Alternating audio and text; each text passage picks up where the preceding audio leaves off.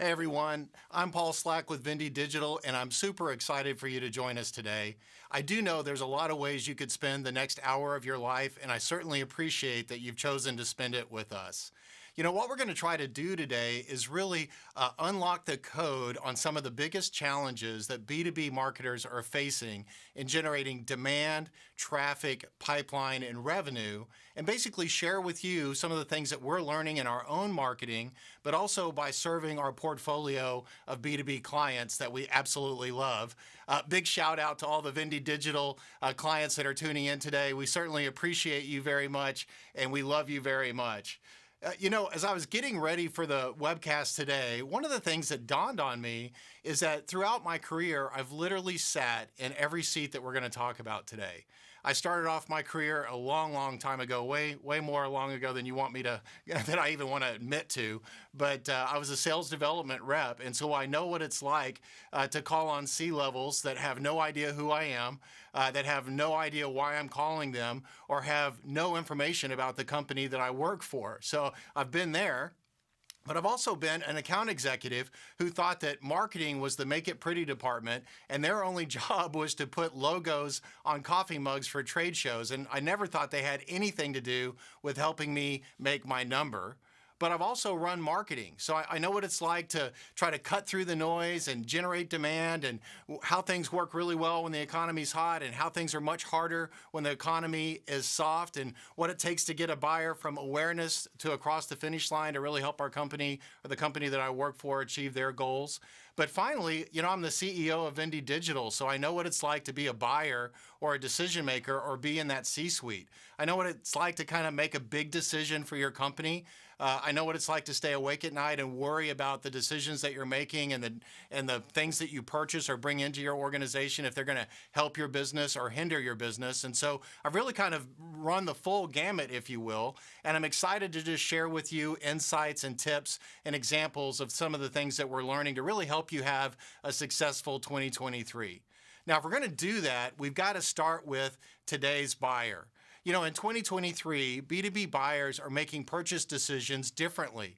In fact, their preferences on where they consume information and how they consume information is changing dramatically. In fact, they're doing more and more on their own, and what that's doing is it's leaving our sellers or these sellers out of the selling process. In fact, what they want to do is go through as much of that buying process independently, and then not reach out to sales or reach out to you until they've kind of locked in on a solution, and they want to understand how to apply your specific solution to their needs and their specific situation. That's when they want to run out or engage with sales. And so as marketers, and as we're trying to figure out, how do we crack the code, it's really important for us to understand kind of what's going on with our buyers today. In fact, before COVID or back around 2020, maybe your buyers weren't logging into LinkedIn every day. Maybe they weren't listening to podcasts or attending live events like this one or joining peer communities online. But today they are, and that's influencing who makes it on their short list. And so if we're going to be successful in 2023, it's really important for us to kind of embrace this change, not resist the change, because that's where we're going to get a competitive advantage. And I don't know about you, but in this economy, I'll take every competitive advantage that I possibly can. And so there's a really interesting study to try to drive this point home I want to share with you that Harvard Business Review published towards the end of last year. I think it was Q4 of last year. And they went out to 1,000 B2B companies and spoke specifically to B2B buyers. And they basically were asking them, about their trends and preferences. And a couple of very interesting facts came out of that. The first one is that before they begin their buying process, they've already got a short list of vendors, about 4 or 5 vendors that they think might be the right vendor for them. And I just want to unpack that for you a little bit. Again, as the CEO of Vindy who makes purchase decisions, you're always kind of passively learning. As you go about your day, you see interesting things, you file those away. I may not be actively looking to buy something right now, but I'm kind of filing away in my mind, hey, this might be a good vendor to solve this issue. This might be a good vendor to solve that issue. And what this study is telling us is that by the time I get ready to make that decision, I've already got 4 or 5 companies that I'm thinking about. So that's point number one. The second point is even more fascinating to me, and that is that 90% of the time, 90%, they're going to buy from one of those 4 to 5 vendors that were on their short list. Which means that if we're going to be successful in 2023 and to really be successful with today's modern buyer, we've got to figure out how to get on that short list and not focus on just now buyers. In fact, if all of our marketing efforts are going after only now buyers, people that are in the market right now, what this study is telling us is that we literally have a 10% chance of winning that business. So if we're going to be successful, we really need to figure out how to get on that short list. Some of the reasons behind that are unpacked on this slide right here. And the fact is that many buyers today are digital natives. And what I mean by digital natives, they're millennials or younger. In fact, you can see there on the top that nearly 75% of decisions, or 75% of the decisions that are out there, there is a millennial or a digital native involved in that B2B decision. And the bottom half says that a third of the time, that millennial or digital native, if you will, is exclusively the final decision maker. And so we know that digital natives are using the internet differently and consuming information differently. And so that's some of the influence that's going on that's changing the way that buyers actually go and learn things. Now, before I get too far into it, I do want to introduce you to Andrea. Andrea, you probably already saw her on chat. She's helping me moderate today's event. So she'll be helping facilitate conversation. I would encourage you as we go through the material today, please chat with her, chat with one another. I would encourage and would love to see a lively conversation happening on the live chat.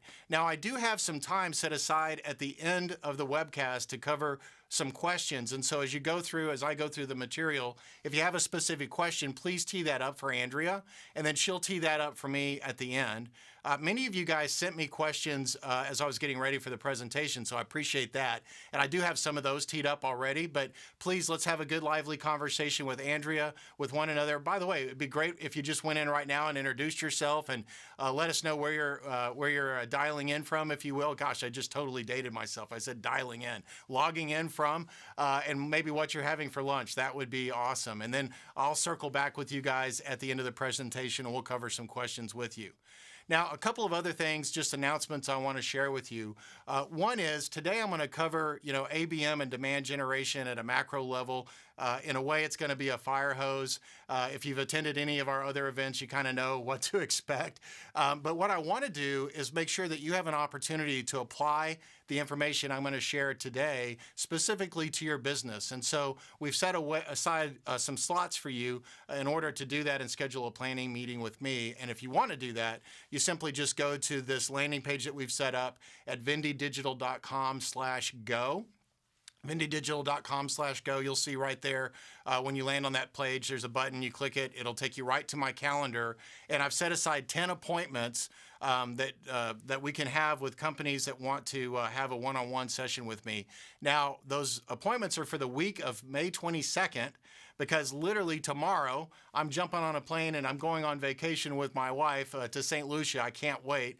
But that week that I get back, I've got 10 appointments set aside. If you want to have a planning meeting, would love to do that with you. These are absolutely complimentary, no strings attached. Would love to meet with you. Now, I will tell you, there's over 300 people that registered for today's event. So if you're wanting to do that, I'd probably jump on there pretty quick. For those of you that do go maybe a little bit later and those 10 appointments are taken, don't worry, we'll continue to work you in. It just may not be that week of May 22nd. But also, while I've got you on this particular page, if you'll scroll down to the second half of the page, I get this question every time we do one of these webcasts, and that is, can we have a copy of your slides? And the answer is absolutely yes. You can grab them on that same page, just vendidigital.com/go, and you'll see right there in the top left are the slides. You'll also notice there's several other resources that we've made available to you that we've kind of curated that we thought would be useful. I'll talk about those as we go throughout the presentation today. So hopefully you'll find those useful. So kind of getting back to the presentation, it's important for us to understand as we're trying to unpack, ABM and demand generation and how the modern buyer is changing, there's a fundamental truth that we just need to understand, and that is that we cannot control when a buyer is going to be ready to buy. That's something that is certainly out of our control. We can't take somebody that is not ready to buy your product or service and force them into your pipeline. That's just not going to happen. But what we can do is ensure that when they are ready to buy, they go from what we call a future buyer to a now buyer, that they think of your business first. And that's really what we're going to talk about today. And in order to do that, I want to change your mindset a little bit about what are we all trying to accomplish when it comes to engaging with a modern buyer. And it's not about generating pipeline. It's not about even generating appointments. Those are selfish. And yes, they're byproducts that we want to accomplish for our business. But our ultimate goal has to be answering the question, how do we become the go-to resource for our target customer? Let me say that again. How do we become the go-to resource for our target customer? When we are the go-to resource for our target customer, and that's our primary purpose, all the rest of the benefits that we're looking for are going to happen because of all the things that we've been talking about so far. So when we think about what's working now, number one, we need to think about how can we build trust and authority with future buyers. I mean, I'm telling you, that's where it's at. We've got to make it to that short list of vendors before they go in market. And so we need to think about what are ways that we can build trust with those future buyers. How can we transition our business to be more of a helper than a seller? You know, one thing I say on social media all the time is we need to be seen by our future buyers, if you will, or by our target audience as peers, not peddlers, right? We want to be helpful to our customers and not be seen as sellers. So what are the things that we can do? And we'll be talking about that certainly today to accomplish that. Number three, how do we create and distribute content that our buyers will actually want? You know, at the end of the day, we know that our buyers need information. That's a great opportunity for us. They have problems they don't know how to solve on their own, and so they're going to go out and look for ways to solve those problems or gain information on what they need to do about them. And this is an opportunity for us to enter into that space and give them information, but it has to be information that they actually want. And then finally, number four, we need to think about how can we engage and build relationships with our buyers that are not just sales relationships. Like how can we get everybody in the company, marketing and demand generation and revenue operations really becomes a team sport. How do we get everybody involved in extending those relationships beyond sales? Now, when we do this the right way, when we focus on helping those future buyers, when we focus on being a peer and not a peddler, we don't have to worry so much about the marketing qualified lead or getting people to raise their hand kind of in the middle of the journey, because what we're wanting to do is give them all the information that they could possibly need to help them make a good decision. And then when they're ready, what's going to happen is they're going to actually reach out to you and say, I'm ready. And quite frankly, those are the leads we want to pass on to sales anyways. What we don't want to do is go generate a bunch of marketing qualified leads by gating an ebook or something like that and then giving those to our sales reps to waste their time on. What I'd rather see you do is focus on serving that future buyer and then making it super easy for that future buyer to understand what they need to do next. And we'll certainly unpack that as we go through the material today. So let's look at the buyer and really understand what is it that they want. So in a recent survey that I read, it was interesting. They said one of the first things that they're interested in when they're engaging with a potential company they want to do business with is they want really relevant information. You know, the article that I read was just kind of talked about how they feel like most of the content that they're consuming out there is very watered down or generic. They want information that's going to be relevant to their industry, to their company, to their role within the organization. So think about how can you create information that's highly relevant to the buyer. Number two, they want a personalized experience. And we're going to talk a lot about personalization today. But the key here is not that their name is showing up on an email, but rather that the information that they're consuming is tailored just for them. The next one down is they want everything on demand, right? They want to be able to get to all the stuff that you have whenever they want it.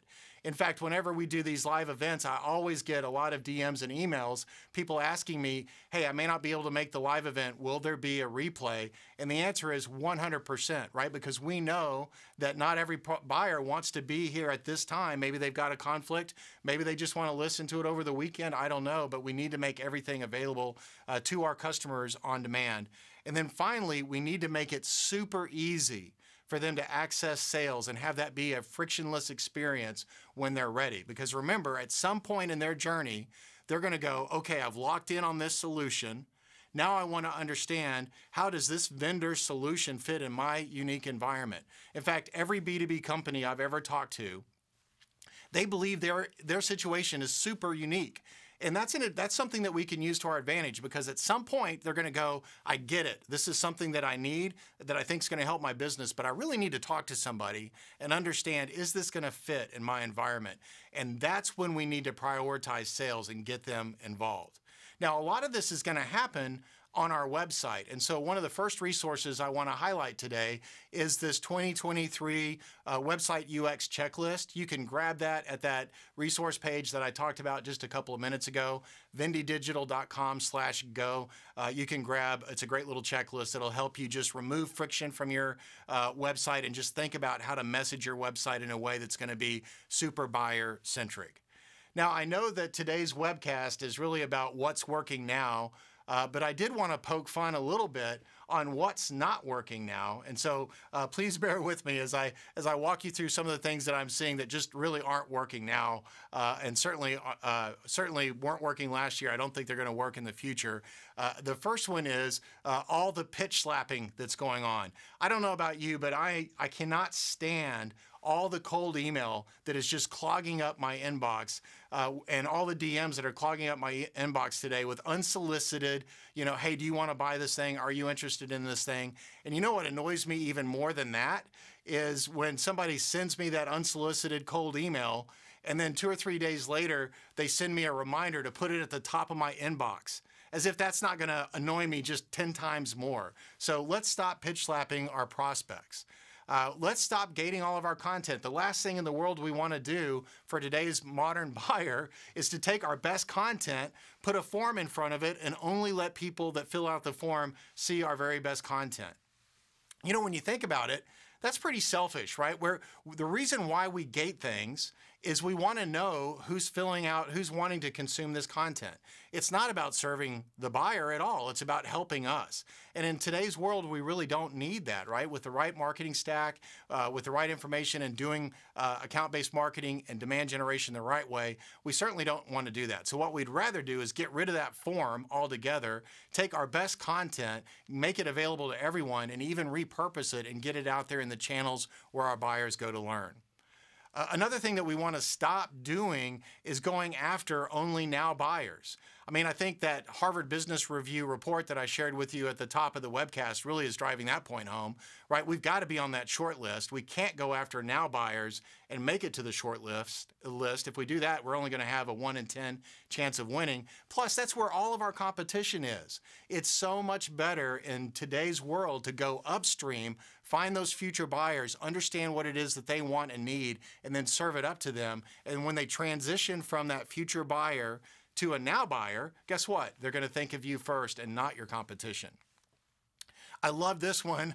Thanks to Sherry Otto over at HubSpot. She shared this on LinkedIn, I think it was last week, and I loved it. And the lesson here is we don't want to make our prospects jump through all kinds of hoops once they're ready to say yes, right? We've got to prioritize the hand raisers and make it super simple for them to take the next step with us and then talk to the people that are going to help them understand how to apply your situation to their specific environment. And then finally, what we don't want to do is run lead gen ads to cold audiences. I don't know why this play is still being played out there in the world of B2B, but the last thing in the world we want to do is go to a cold audience. And when I say a cold audience, I mean, maybe it's somebody that you're targeting, but they don't know who you are. They don't know the problem that you solve. And the very first message they're getting from you is, hey, I want you to opt into this thing and become a lead. What we want to do with that top of the funnel or that cold audience is we want to use that as an opportunity to educate and inform our target audience on who we are, the problem we solve, the category that we are part of, and really kind of show that we are an authority and that we're experts. And then we want to use things like retargeting or intent data to really run ads middle of the funnel, and that's where we want to show and present offers. And I'll get more into that a little bit later on. But please, let's not run lead gen ads to cold audiences. That just doesn't work anymore. Okay, so let's define what ABM and Demand Gen mean. I bet if we went around to everybody that's listening in today, we'd probably get a different definition based on everybody that's here. So let's level set and just give you the one that we have, and it's simply this. aligning your business, your content, and actions to educate and engage targeted stakeholders. So remember, we've got a buying community here. It's not just one decision maker throughout the buying journey or buyer's journey. So let me say that again.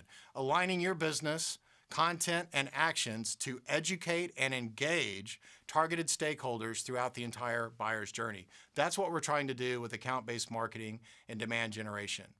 And so I'm going to unpack that for you by walking you through our framework. And this will take a couple of minutes, and I'm glad you've got the slides because it'll help you as you go back and look at this a little bit later on. But the first thing I want to do is just highlight that we're not thinking about ABM and Demand Gen as moving people through a funnel, but rather understanding the different stages that a buyer is going to go through. So you'll see here I've broken this framework down into 3 buyer stages. One is cold, meaning that they don't know who we exist or the problem that we solve, or they might be problem unaware. Maybe they know who we are, but they just don't know that they have the problem. So we're kind of lumping those two together. The next stage is problem aware. So they understand they have a problem and they're thinking about prioritizing getting that problem solved in their business. To the third stage is solution aware. They're actively looking at how to solve this problem in their business, and they're kind of narrowing in that you might be a good vendor. So those are the 3 stages. And when we build strategies and tactics, we're going to try to engage buyers at those different stages. So then as we move further down into the framework, what are we going to do to get their attention and to create momentum with them? Well, the first thing we want to do when they're unaware or they're cold to us is we want to drive zero-click content to them. And what I mean by that is give them information in the channels that they're spending time and have them be able to consume and understand and get value from that information without having to click over to your website. A huge part of what we're trying to do here is to actually build retargeting pools and create ways to measure and monitor signals that would tell us that they're moving through these different stages of unaware, problem aware, and then solution aware. And so once we start building this retargeting pool or we're starting to see signals from them because of our zero-click content that we're pushing out there, we can then start promoting a content hub. And what I mean by a content hub for right now is just simply relevant information that's going to help them along their journey. And so step 1 is let's get some zero-click information in front of them. Let's build a retargeting pool. Once they're in our retargeting pool, let's get them into some deeper content that may or may not be on our website. Because now we're starting to see that they're problem aware. And at that point, now that they're engaging with that second stage, let's give them our initial offer. Now, that's what we call offer 1. And guess what? Offer 1 isn't, hey, talk to a sales rep, right? Offer 1 is an opportunity to learn more and to go a little bit deeper. And so one of our favorites is events like this. And so that may be how you ended up in this event, is that we kind of worked you through this process. Now, the next level down is kind of what's going on from a marketing automation perspective. And so if you'll notice there on the bottom level, that third level to the left, our buyers are anonymous to us. We're doing account-based marketing, so we know the companies we're going after for sure, but we may not know the individuals that are in that buying committee yet. Like, we may know their titles, but we don't know who they are. And so what we're trying to do at this stage with zero-click content, et cetera, is really to warm up that account and get them to the point where we know who they are. And so there's lots of plays that we can do to accomplish that. I'll talk more about plays a little bit later on. But once we have that contact identified, then we can move into the next level, which is starting to personalize the information that we're getting in front of them. And so, obviously we're moving them through this journey of they don't know that we exist or the problem that we solve. Now they understand the problem that we solve. Now we know who they are, and so now let's give them a personalized experience, and let's leverage marketing and sales as a way to accomplish that with the right information, a little bit deeper information that's going to show them really how we can solve this problem for them. And what we're looking for at that point is what we call a surge. So you'll see kind of that third tier towards the right. As we're going through that process and we're cooperating with sales and marketing are doing a good job of cooperating and surrounding that account and also the buying committee within that account, what we're looking for is the surge. And the surge is Now we're seeing a lot of people hitting our website, a lot of people consuming our content from a targeted account, and that's when we want to make offer two. And offer two, again, every business is different. That may be, now I'm ready to ask them if they are ready to meet with a sales rep. It could just be to deeper level content, and that's really up to you to kind of figure out and to play and practice with. But the key point that I wanted to show is kind of what this process looks like, and then ultimately what that's going to do is drive that booked meeting. But here's the goal. We only want people to book a meeting that are ready to understand how your situation, or your solution rather, is going to fit in their situation. And so what we've done is we've created an opportunity for our buyers to kind of on demand consume information, learn on their own, have access absolutely to people that can help them, and then only ask them to take the meeting once we feel like they're surging and they're ready to take a meeting. Now, does this stuff work? Is the juice worth the squeeze? Well, if you're doing it the right way, 110% is it worth the squeeze. In fact, companies that engage in ABM and Demand Gen, their average contract value is 170% higher than companies that do not engage in ABM and Demand Gen. Their sales teams are 50% more effective. That means more meetings, more pipeline, more closed deals. And then I was just listening to a podcast, the Dave Gerhardt podcast, Exit 5 podcast, by the way, I love it. He had Hillary Carpio from Snowflake on the other day or earlier this year, and she was saying that she manages ABM for them, that one of the things she looks at is how effective are their sales development reps on targeted accounts through ABM and Demand Gen versus non-targeted accounts, and they get 2 to 4 times more booked meetings when they've been warmed up through ABM and Demand Gen. So it absolutely, the juice is worth the squeeze. So I'm going to walk you through today basically 5 critical ingredients on how to do this. And the first one, that outer layer, if you will, is our marketing stack. Our marketing stack really serves as the glue that's going to make all this work together. But then we'll take a look at how do we pick the right accounts. One of the great things that ABM and Demand Gen do is it brings sales and marketing together and really focuses in on a certain set of accounts that they want to reach. Then we'll take a look at how do we personalize our content and create personalized experiences for our buyers. Then we'll jump into sales and marketing alignment and what do we need to do to get them fully aligned. And then finally, we'll take a look at how to run some good plays and how to make this stuff actually work to generate demand and opportunity for your business. Okay, so as we're talking about this concept, I just walked you through the framework and the key elements, if you will. Here's some pro tips I wanted to share with you. Number one, it's critical that we know our audience and who we want to target. And so when we're doing account-based marketing and demand gen, what we want to do is go after our best possible accounts, right? It's not anybody that can sign a check or sign a contract and pay us, but literally, who are the customers that we can absolutely serve the best? And that's going to be really important a little bit later on. Number two, we need to be easy to find. So once we figured out who we're going after, we don't want them all to have to come to our website to find out about us. We want to go where they're going to learn, and we want to give them bite-sized information that's going to help them in their journey in making a good decision. Number three, we need to be generous with our knowledge. So this is the opposite of gating content, right? We need to not only go where they are and spend time where they are and be easy to find, but we need to be seen as a generous brand, giving away a lot of great information. Number four, we need to have a plan for ongoing engagement. And what I mean by that is this is not a set it and forget it go-to-market strategy. This is really about building relationships with our targeted customers and having a way for them to stay engaged with us beyond just consuming our content or talking to an SDR rep, sales development rep, or an account executive. And then number five, this is a big one.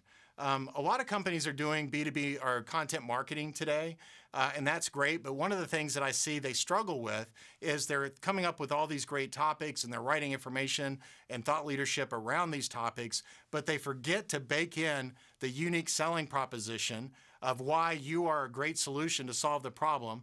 I'm not talking about a heavy sales pitch here. I'm just talking about weaving into the content your unique selling proposition and really helping buyers understand how you would go about solving this problem for them. And then the second half of that is giving them a plan forward. Remember, we can't control when that buyer is going to move from a future buyer to a now buyer. We can't control that, but we can make sure that we're communicating, hey, when you're ready to solve this problem, we've made it super easy for you. We've got a plan, an easy plan to follow that will help you solve this problem. That's what I mean by a plan forward. All of our content needs to have that woven in. Again, not a heavy sales pitch, but really just kind of constantly thinking about when this buyer's ready, how can we help them take the next step? And then finally, number 6, how do we prioritize hand raisers? How do we make it super easy for those hand raisers to take the next step with us?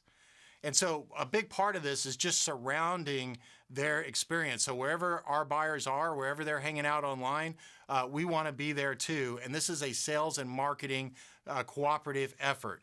And so we want to make sure that both sales and marketing are sharing relevant content wherever these customers are. We also want to make sure that we're doing it multi-touch, that we're not just a one-trick pony, but we're out there and understanding what are the best channels for us to be in, and we're based on where our customers are hanging out, and let's make sure that we're there too, and let's touch them in multiple ways. Number 3, we want to have live events. So this is a live event that you're attending here. There's a lot of benefits to having live events.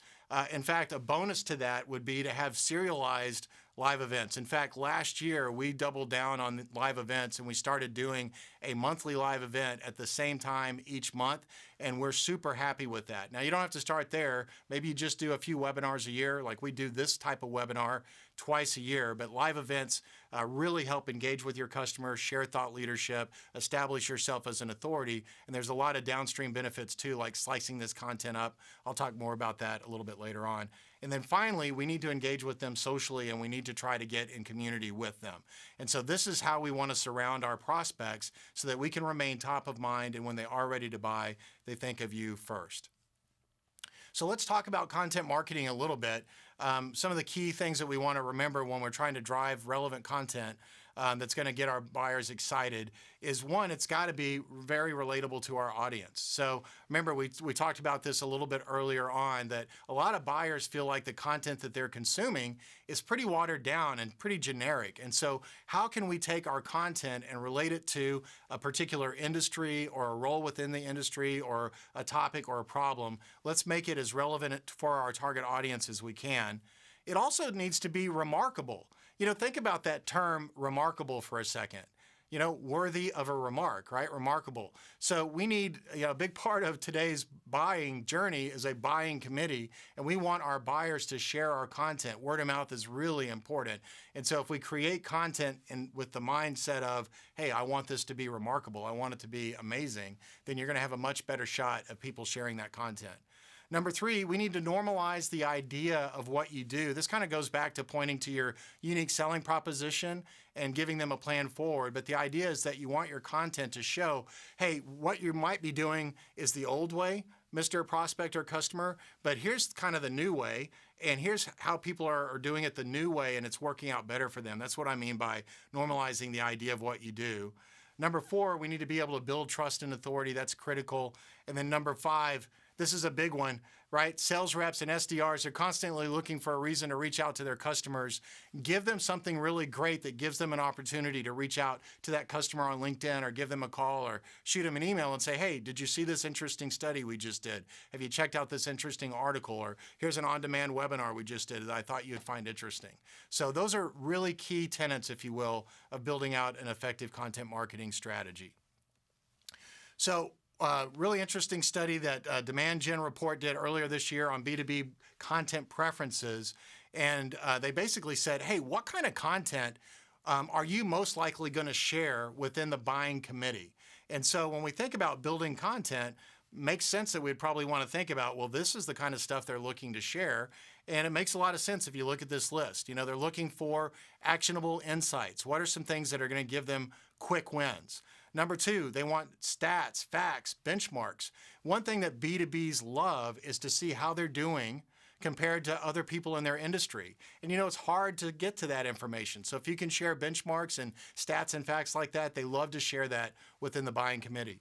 Number 3 is customer success stories, use cases. Help me understand how other people are using your product or service. And then number 4, there's that ungated term again, right? They don't want to fill out a form to get to your good stuff. Okay, let's switch gears. We're going to talk a little bit about the marketing stack. I don't have a ton on the stack today because there's we could spend a whole hour just talking about the marketing stack. But if you're going to do ABM and demand gen the right way, there really are 7 types of tools that you need. And there's certain vendors that mash these together. So I'm not going to go into that a whole lot today. But these are the 7 things you need to be able to do. You need to have a CRM. So that you can build connections, grow pipeline, measure pipeline, all that stuff. You need to have marketing automation to automate things, to personalize things. Number 3, I'm sure there's people on here that understand number 3, but there may be folks that haven't heard about this before. But visitor intelligence software gives you the ability to see what companies are coming to your website. If we're going to get rid of the MQL or depend less on the MQL, then we need to be able to understand what targeted companies are coming to our website, and visitor intelligence software will do that for you. Number 4, we need intent data. There's lots of intent data out there, but that's going to just show us who's surging. Some of that we can gather on our own website. Some of that we can actually go out, and there's vendors that will tell you, hey, these companies are looking for your product or service. And so we want to have that intent data. Again, thinking back to our framework, that's going to help us towards the end. It's not the be-all, end-all. And one thing I just want to say about that is there's a lot of ABM companies out there. They're going to tell you that that is what ABM is. It's buying intent data and then running ads to people that are showing intent. And based on the framework I shared with you a few slides ago, that's not how you do ABM and demand gen. It's a part of a bigger picture, but that's only going to get you in front of now buyers. You've got to get in front of future buyers and now buyers. And so intent data is important, but it's not the only thing. Number 5, content marketing. We need to be able to build content hubs and personalize content. I'll get more into that a little bit later on. Number 6 is analytics. Big changes happening in the world of analytics. Universal Analytics is about to go away. Google GA4 is going to be the soup du jour, and I want to talk to you a little bit about that, but be aware that your analytics world is about to change. And then finally, number 7, dashboards. So much of what we do today is not going to happen on your website. Your website's a critical hub to the process, but it's not everything. And so we need to have a way of looking at all of your digital footprint and what's going on with these targeted accounts, whether they're on social, on your website, checking your email, whatever the case may be. And so those are the 7 things that you really need to effectively run an ABM and demand gen program. Now, I will tell you that we are a HubSpot partner, and we're really big fans of HubSpot because many of the things that are on that previous slide you can absolutely do just right out of the box with HubSpot. So there's 4 things I wanted to highlight. One is with HubSpot, and I'm sure many of you guys are HubSpot customers already today, but they help you identify and grow accounts. So one thing that I absolutely love about HubSpot is it's great for target account marketing or account-based marketing because you can load up your logos, those targeted accounts you're going after, into HubSpot, even if you don't know who the contacts are, and they're going to monitor activities from those companies and actually help you run reports just to see, even when they're an anonymous visitor, that they're connected to this company, and that's really helpful. But they also have some great AI tools that once you load up your targeted accounts, they can actually go in and make recommendations, almost like a lookalike audience of other companies you might want to target. Another thing that we love about HubSpot is it's just great sales and marketing alignment. Both teams kind of working out of the same environment just makes it super easy to align and coordinate. The next one is content personalization. This is just great for any marketing automation platform that gives you the ability to create personalized experiences. I'll show you some examples in a little bit of just what a personalized experience looks like. And then finally, just being able to manage plays and workflows so that when certain things happen, maybe a contact gets to a certain lead score, or maybe this happens on the sales side, that can fire off automations and let everybody know. So those are really big things. And, on that previous slide, I shared with you kind of 7 different things we need in our stack. And the great thing about HubSpot is they pretty much do all of those for you. Okay, so let's move on and talk about Universal Analytics. So Google Universal Analytics is going away in 51 days. 51 days. And when I say going away, it is going away. Like, it's not going to be around anymore. Your data is going to be gone. All of that's changing. The way that you measure conversions, all of that's changing. And what's going to replace it is GA4. Now, I'm sure you've heard about GA4, and many people think that it's just the next evolution of universal analytics, and it's absolutely not that. It's a whole new product. In fact, they went and bought a company and built GA4 on top of it, and that's going to create a lot of headaches for you. That's why we've built this migration guide for B2B marketers. I wanted to have it available to you today and put it on that resource page, but it's not quite done yet. So I appreciate you guys attending, but we'll email it to you absolutely free of charge as soon as it's ready. It should be ready in the next couple of days. Okay, so let's move on and just talk about these key areas. We've been talking about the stack, and now what we're going to do is just work and discuss, how do we pick the right accounts? And there's some pro tips here I wanted to share with you. Number one, we need to start with our ideal customer. We kind of talked about that. Then we want to create tiers so that we've got this big account list, and most people will break them into 3 tiers: Tier 1, Tier 2, Tier 3. Tier 1 really needs to be about priority and signals. And what I mean by priority is maybe your sales team knows that this particular company is with a competitor and their contract expires in 6 months or a year. And so there's somebody that you want to prioritize right now. That would be an example of maybe a Tier 1. Or maybe there's some signals that are showing that they're surging. Or maybe there's some opportunities that you want to go out and capitalize on. I'll show you some examples in a second. Number 3, from a pro tip perspective, what we found works best: let marketing generate the list and then let sales pick from the list. It's kind of like the blank sheet, right? If you go to sales and say, hey, what accounts do you want to target? They're going to look at you and not give you a good answer. But if you do the research beforehand, give them a list of 1,000 accounts or whatever and say, hey, these are the folks we think we should go after. Let them pick. It works a lot better. Number 4, find gaps and opportunities. So what are some additional research that you can do that's going to point you in a direction that says, yeah, these guys are good targets for us? I've got a good example I'll show you in just a second. And then number 5, again, this is every business is going to be different, but what we like to do is update that list every quarter.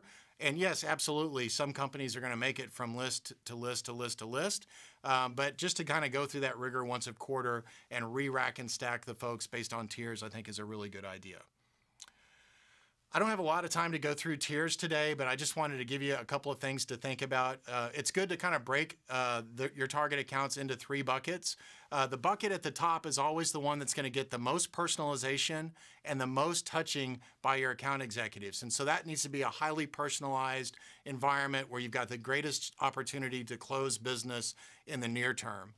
Tier 2 would be something that's handled more by the sales development rep, where there's going to be more marketing cycles involved, and you may not be personalizing one-on-one for the account, but you might create personalized content about roles, about industry sectors, and things like that.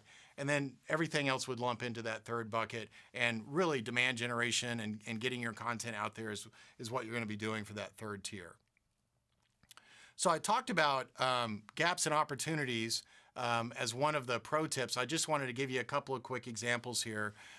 One of the things that we do, so obviously we like to work with B2B companies in certain industry sectors. And so when we come up with a target account list, what we do is we get a couple of interns and we have them go look up those target accounts on LinkedIn, which is the example here on the left, to see if they're advertising on LinkedIn. Because if they're one of our target accounts and they're not advertising on LinkedIn, then that's an opportunity. That's somebody that we want to Tier 1 target more than likely. And so that's a way of us using research to try to identify who might be Tier 1 versus Tier 2. And then over here on the right is just another way that we might use research to help us tier accounts.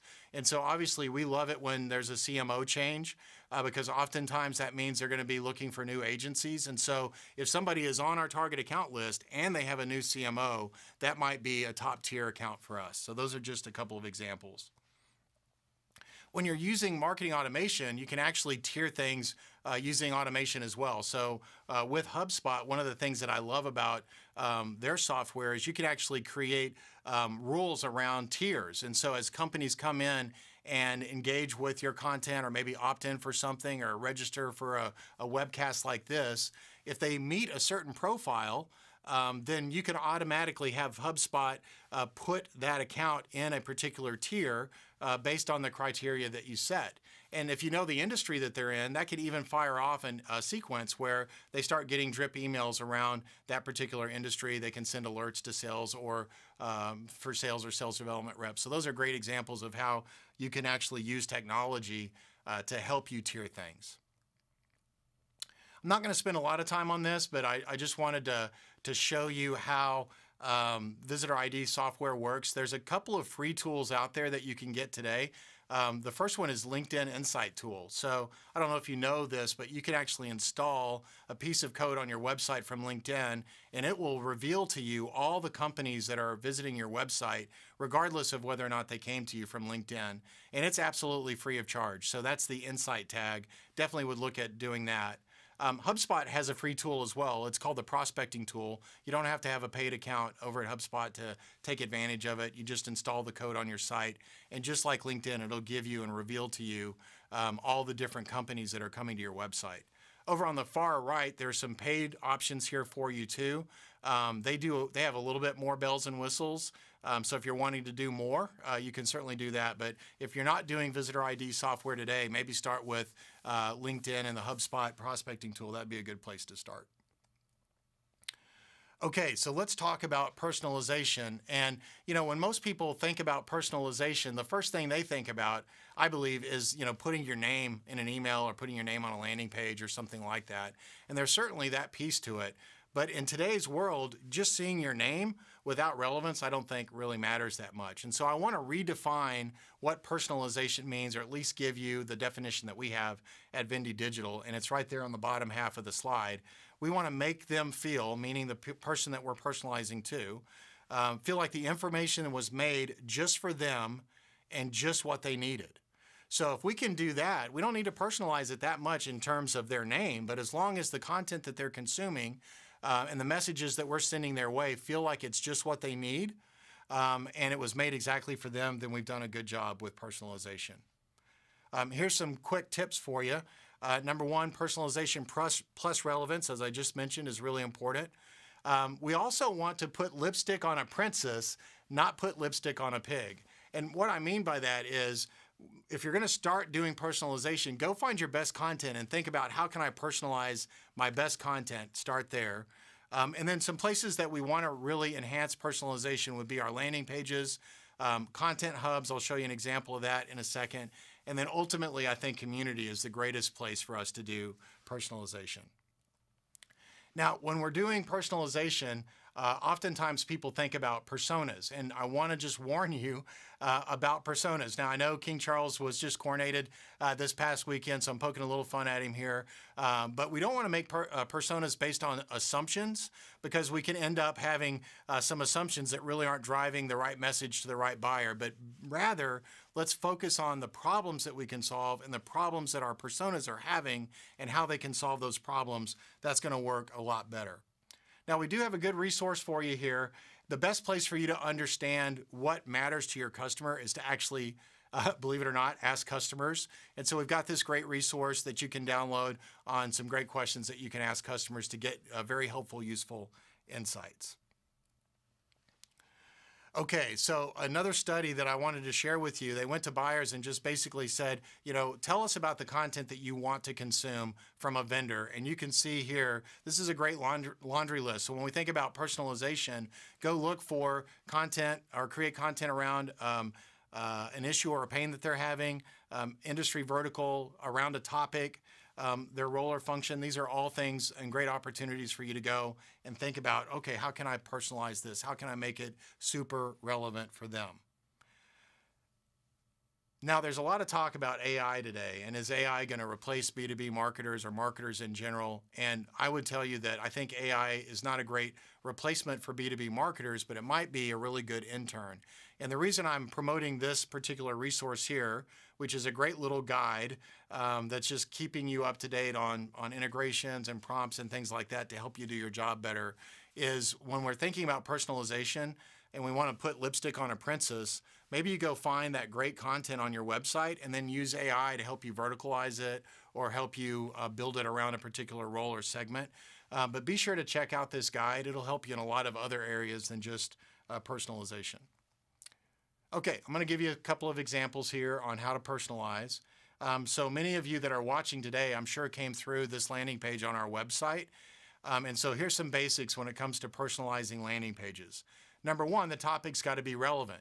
If we created a topic about basket weaving and promoted that, I'm guessing not many of you would have filled out the form. So we've got to have a relevant topic. And then obviously we want to personalize it as best we can with what we know. And so on our landing page, we had your name, we had your company name there. And then we also use progressive forms. And so if we already had you in our database and you landed on our landing page, all your data was already pre-filled for you. You literally just had to click a button to register. So those are examples of personalization. Now, content hubs, really, when you think about a content hub, what we are talking about is a curated content experience for that user based on what you know about that user. So here's a couple of examples. On the left is actually the resource page you hear me keep talking about during this webcast. And you can see how we've created this content hub just for you that's personalized. You'll see your name when you land on it. It's got a relevant offer because, hey, you're here listening to me talk about ABM and Demand Gen. And if you want to apply this specifically to your business, you can click that button. So it's highly relevant. And then it's got curated content at the bottom. And so that's really what needs to be in a content hub. Now, the one on the right is how we've organized our content on our website around various topics. And so when we have a customer that's interested in a particular topic, or maybe because we have a content hub and they go to that hub, like this one here is our demand generation content hub, now we know they're interested in demand generation. That could fire off some email sequences, or we can alert an SDR so that they can reach out and talk about demand generation because we know that's what they're interested in. So those are just some examples of personalization. Here's a personalization fail, and I've ran it on this a couple of times, but obviously this is a cold email that has my name on it. So it is personalized, but it is awful, right? It's just wasting my time and clogging up my inbox, something I'm certainly not excited about at all. So we don't want to do that. Email marketing is still a wonderful channel. So what's a better example? To me, a better example is think about your streaming service provider and how they send you emails every week based on the content that you're consuming on their platform. They're curating articles, or not articles, but other types of content that you may enjoy. And I would encourage all of us that are listening today that want to enhance our personalization experiences for our customers. Let's go think about this, what I call the Hulu method, and how can we deliver content based on what we know they're doing on our website or content that they're engaging with us in other places to email them curated content that's really going to help them and educate and inform them. Okay, so the last piece of personalization here is really community. And I really believe community is the ultimate form of personalization. This is where you in the marketing department and sales have the opportunity to actually engage with customers and build relationships with them, learn about their challenges, figure out ways to solve those challenges, and then feed it back to them. It really is, as the marketing qualified lead is going away, I feel like community is one of the best ways to engage customers in the middle of the funnel. In fact, we have a community, and a big shout out for all the Demand Gen jammers that are watching today. I'm sure several of you are there, and we certainly appreciate you guys. But if you're not part of our community, I would love for you to join us. And what we have is a community on LinkedIn, and then once a month, we also do a live event just for the community. And next month in June, we're going to do, it's all going to be 100% on GA4. Talked about why that's really important. So if you're interested, just hit me up and I'll show you how to get involved in our community. We'd love for you to join our community. Okay, so now we've kind of ready to move into sales and marketing alignment, which is the next ingredient. And the goal here, when we think about how do we bring these two departments together that have been like, water and oil forever, is to seamlessly support the buyer journey. That's what we ultimately are all about. We're about scoring touchdowns, not generating MQLs. And so we want to do that from the very first impression to actually closing the deal. And so success should not be about MQL production at all, or vanity metrics, but really how are we setting qualified meetings for the sales team ultimately that are going to ultimately turn into pipeline or revenue. That's what it's got to be all about. So an analogy I like to use when we're talking about sales and marketing alignment is marketing is the, deep sea fishing analogy. Marketing is chumming up the water, bringing in the fish that you're going after, and then sales can throw in their lures, reel in the big fish, take all the credit, whatever the case may be. We're all on the same team, right? But that's what we're trying to do, is work together to accomplish one goal.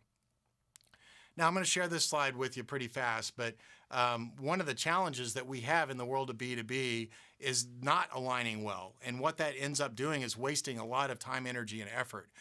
In fact, what this slide is showing us is, this is an unbelievable statistic, that 90% of the assets created by marketing for sales are never used by sales. 90%.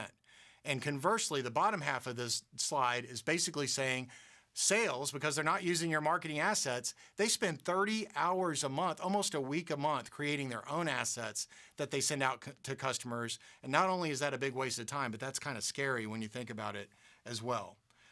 When we think about the friction that's going on between sales and marketing, there's friction on both sides of the fence. Marketing feels like, and again, I'm kind of poking fun of King Charles here, but marketing's like, man, we went through all this energy and effort to get somebody to fill out a form, and then nobody ever follows up with them. It's 100 years later before anybody ever reaches out to our customer, and we spent all this work to get them to fill out a form. That's how marketing feels about sales, right?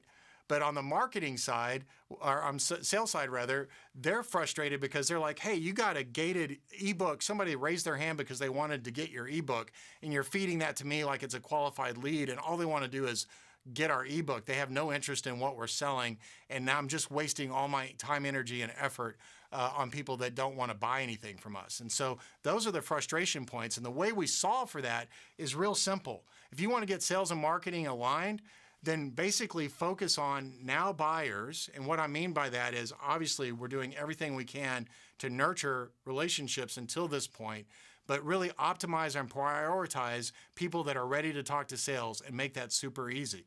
So if every lead that marketing passed on to sales was a highly qualified prospect that was ready to talk, then I think that would be the end of any sales and marketing alignment challenges that you've ever had. Remember, buyers don't buy the best solutions. You may not be aware of that, but at the end of the day, you may have the best solution and buyers aren't buying from you. But what they do buy, it's not always the best solution, but what they do buy are solutions they understand from people that they trust. And do you see how sales and marketing works together there? Products and solutions they understand, that's really marketing's job, to help people understand that. And then from people that they trust, that's really the sales side. So in order to make this work, it really requires both sides of the equation. So in order to do that, we've got to collaborate better. We've got to share account lists. You can see how ABM and Demand Gen are really helping us along the way. We need to define roles and ownership of things. We need to provide personalized messaging for the sales rep as well as on landing pages and things like we've talked about. And we need synchronized playbooks. And I just noticed we're kind of getting short on time, so I'm going to move a little bit faster here. I always do that and apologize for that because I go on too many tangents, if you will. But I want to hit a couple of things as we move along here. When we think about the three different roles, we've got the marketing role, and their job is really to make people aware of the problems that we solve and really help them understand why they need to change. The SDR's role really is to qualify accounts, understand, when are they going to be ready to buy? Maybe they're in a contract with another vendor right now. Really kind of understanding that, being an information concierge, sharing information that's going to help that customer stay informed. And then ultimately, the account executive's job is to really help them gain consensus and understand how your solution is going to live in their world. Okay, so we're going to wrap up or get close to wrapping up. And we're going to cover this, and then we'll go right into the Q&A section. But let's talk about how do we run some plays? What are some things that we can do now that we understand all of this? What are some actual plays that we can do and run with sales and marketing together and a target account list to actually get some positive results for our business in 2023? The first thing I just want to share with you is there really are no cookie cutters. I'm going to walk you through some plays and things that we do. But don't take these and try to run them on your own. Go apply them to your business. Schedule a planning meeting with me. We can talk through how to apply that if you want. But when we think about running plays, one of the first things we want to do is just understand what is going to take a buyer to go from a future buyer to a now buyer, and let's make sure our plays are accomplishing that. And so here's just a list of things that buyers are going to want to do before they're ready to talk to your sales reps. So when you're building out your plays, let's make sure we're doing that, okay? So some pro tips in building out plays. Number one, and we've talked about this a couple of times, but we want to repurpose content that's already working well. So when you're thinking about, hey, I want to run a play, I want to see if this stuff works, go look at your Google Analytics and go look at your data and see what content do people like the most, and think about, well, how can I use that and leverage that in one of my plays? And then from there, we want to just add ABM and Demand Gen to what's working. Another tip would be to take your best content, we're talking about content here, and just breaking it up. That's what I mean by a content flywheel. Take that great content, slice it up, get it out there. How can you get it out there where customers can go and consume it? And how can you use ABM and Demand Gen and plays to accomplish that?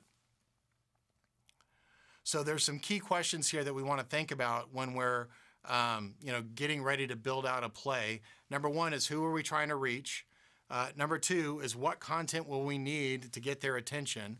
Number three, what do we want them to do next? That's really important. So now that we've got their attention, how do we take them to the next level and create momentum with them? And then the fourth step really is, who's going to own each of the steps of the process? Another resource for you, we've got a 14-point checklist that you can download off our website, that resource page that I've been telling you about, vendidigital.com/go, and download this 14-step playbook. It'll help you, give you way more information than I can cover with you today. Okay, so let's take a look real quick at what this process might look like. So this is just a standard ABM Demand Gen play that's integrating sales and marketing together. So the first thing we want to do, once we've figured out who our customer is we want to run a warm-up campaign where we're focusing on sharing that zero-click content and building out our retargeting pool. And the focus there is answering the question, what do we want them to know about our category? What do we want them to know about our company or the product or service that we provide? And we want to do that a couple of weeks before we get sales involved. So we're warming up this list of targeted accounts. And then sales can begin their outreach.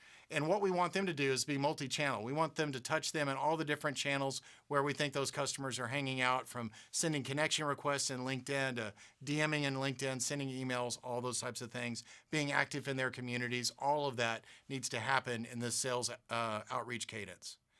And then from there, we move into the multi-funnel, multi-channel, where from a marketing side, our focus is primarily promoting using retargeting and intent data to really drive, which are those triggers. That's what I mean by triggers, what they see next. And something I really wanted to make a point on this particular slide, you'll see under triggers right there, 50/50 content and offers. That's really, really important at this stage. So at the top of the funnel, when we're warming up, we're trying to build a retargeting pool. In the middle of the funnel, as much as we want to give them offer, let's give them 50% offers and 50% useful content. We found that that's a really good mix. And then what will happen is, going back to that framework I shared at the very beginning of the presentation, is that some of them are going to raise their hand and want to talk to sales because they're ready. And so we need to have a great handoff and only hand off to sales those highly qualified customers. And then everybody else is just going to follow into a nurture cadence, and we'll continue to warm them up until they're ready to talk to sales. For lack of time, I'm not going to cover these next slides in too much detail, but I've got some slides here. Take a look at them. You can download them. They really just show the importance of A/B testing and what kinds of things you need to be doing in terms of creating ads that are going to be really helpful for your customers or really helpful for your marketing efforts. One thing about this slide here, just when you think about top of the funnel, I do want to make this point, even though that we've gone over just a little bit, is we found that video assets in the top of the funnel and that warm-up layer really work great, because our goal is to generate a retargeting pool and retarget those folks in the middle and lower funnels. And so we can get much better engagement on video, especially on LinkedIn, than we can with static images. So think about ways that you can repurpose video content that you've had. A great example is this webcast. We'll be definitely slicing this webcast up and then turning it into micro-sized video content that will become some of our top of the funnel content in the future. So just keep that in mind. And man, I went on way too many side roads. I apologize. I really was looking forward to sharing this event promotion play with you. This play right here is exactly why you're here. So we ran through this playbook to get you to attend today, and I'm not going to have time to walk you through it because we're running out of time. But if you do want to go over this, just schedule a planning meeting with me, and I'll be happy to walk you through this process. It worked great. We had over 300 people attend or register for today's event. So one of our favorite things to do in that offer one phase of our framework is to use events as a way to engage with our target customers. So feel free to download this. This is right on those slides, and I'm happy to walk you through it one-on-one if you want. Okay, last resource of the day, and then we could move on to questions. And that is, we've got this great little 2023 digital strategy planning guide that will walk you through the types of content that work at the different buyer stages, if you will, and some tips on running paid ads in way more detail. The next thing I wanted to share right before we get to questions is just running a pilot campaign. You may be thinking, well, how can I get started with this? Running a pilot campaign is a great way to do it. And so you can see there on the right, I just walked you through kind of what a standard ABM Demand Gen play might look like. The only difference to that and running a pilot would be it's got a specific time frame. And I would recommend running a pilot campaign for about 6 months. I don't think you could run it for any less than that. And just to go through these steps with the goal at the bottom to see if, hey, we ran this pilot campaign against these targeted accounts. Did we get more appointments with them? Did those translate into more opportunity? That would be a great way for you to get started. So you don't have to stop doing what you're doing today. If it's working for you or you're afraid to turn it off, a good next step might be just to do a pilot campaign, and you can follow these steps. Again, I'm happy to talk to you about it if we do a planning meeting. Okay. That was a fire hose. I know it. I kind of warned you at the beginning, didn't I? I said I was going to fire hose you today. But I just kind of walked you through this entire framework and how to use it to generate more leads and opportunities in 2023. And if you are interested, let's get a planning session on the books. I do have 10 slots available for the week of May 22nd when I get back from vacation. I'll be a lot tanner than I am right now and really ready to sit down and talk to you about your business and how you can apply these concepts to your business. It is absolutely free of charge. There won't be a sales pitch. There's no hooks, no nothing. I just want to help you apply what I've taught you today, specifically to your situation. If you're not one of the first 10, don't worry about it. We'll figure out how to get you worked in. It may not be that week, but it could be a subsequent week. So, okay, it's 12:36. I was actually hoping to get to this point about 10 minutes ago, so we'll do the best we can. Thank you for everyone that's still hanging with me. I am going to bounce over to your questions here in just a minute, but I had a handful of questions that you guys sent to me before, and I just wanted to make sure I covered those, and so I'm going to do that. So the first question here is, what is the best no-tech or low-tech ABM approach? I thought that was really interesting. And so what I would do is, obviously, you got to have some marketing stack to help you, so you got to have some tech. But I kind of touched on this a little bit already. Go look at your best performing content that you've got out there, and then ask yourself, how can I personalize this? How can I make it about a particular industry? How can I really tailor this to a target audience? And then go run some plays where you're promoting that piece of content using LinkedIn ads or something like that to a target audience, and you've got your SDRs following up with those same folks and sharing that content maybe as a DM or via email to your target audience. So that would be a good, easy, low-tech way. If you don't want to run a full pilot, you could certainly try that. Okay, question number 2. What is the role of paid ads in small to medium-sized B2B companies? Man, I'm telling you, to make ABM and Demand Gen work, whether you're a giant company or a small company, you're going to have to spend some money on ads. And I think the best ad budget or advertising channel right now for this is actually LinkedIn. Now, I would maybe start with retargeting ads, believe it or not. So get the retargeting pixel on your website and then run retargeting ads on LinkedIn with a piece of content if you've got a really small budget. That would be an easy way to get started. And I don't know if you're aware of this, but if you put the retargeting pixel on your website, you can retarget all of the traffic on LinkedIn and not just traffic that came to your website from LinkedIn. So it's a great way of extending everything else that you're doing on that channel. Another great thing about LinkedIn is you can overlay your target account list. So people that come to your website that are now on LinkedIn that are also on your target account list are the ones that would see the ad. So it's really an effective way of getting your content distributed to those target accounts. Okay, question number 3.